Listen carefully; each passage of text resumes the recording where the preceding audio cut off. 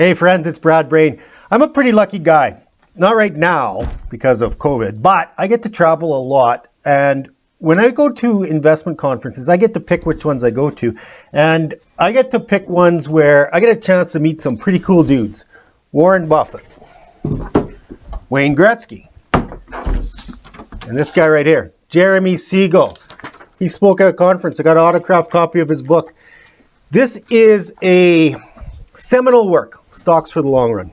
And what Professor Siegel did was took a look at various asset categories over the long term, not just like the last 10 years, 20 years, 50 years, the last 200 years.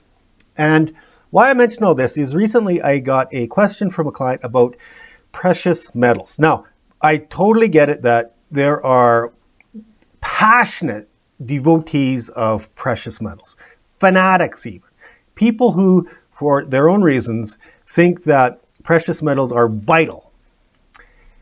The only problem, though, is that is not evidence-based. It just isn't. And see, what happens is people will take the last little thing that happened and then extrapolate it out.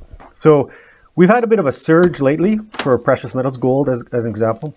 And so people are now thinking, wow, gold's great. We got to go have gold. Okay, I'm going to show you this. If you can't see it, it's fine. Google this stuff. It's easy to find. Okay, stocks for the long run. This is what happened over the last 200 years in various asset categories. Okay, so there's the visual. I'm going to read it to you now.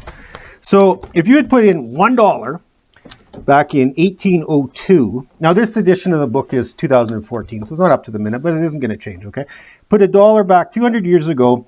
Then if you'd put it in stocks, then you would have $704,997.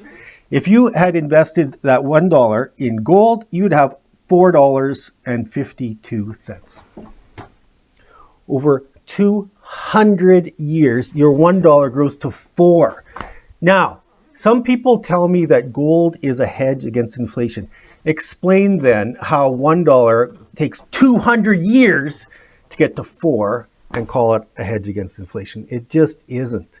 Okay? We get these frantic surges from time to time where gold will spike up, but inevitably it returns to the mean. And the reality is, if you own gold bullion, it doesn't pay you any interest. It doesn't pay you any dividends. Your only hope of making money is that at some point you can sell it at a higher price to somebody else. But how much higher are you going to be able to sell it, right? When we've got that type of track record, how much higher are you going to be able to sell it?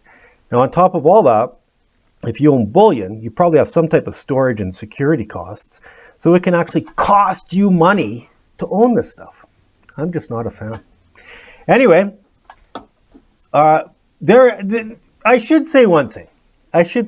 Because there is a tenuous argument for having gold as a bit of a diversifier in a portfolio.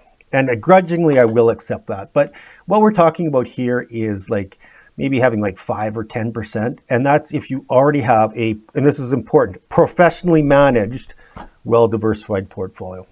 Because if you're doing this stuff on your own, to chuck gold in the absence of a professionally constructed portfolio, I haven't seen it done properly yet, not by amateurs anyway. And this is different than the sky is falling type of scenarios that typically people are thinking about when they ask the question to me of, what do I think of gold?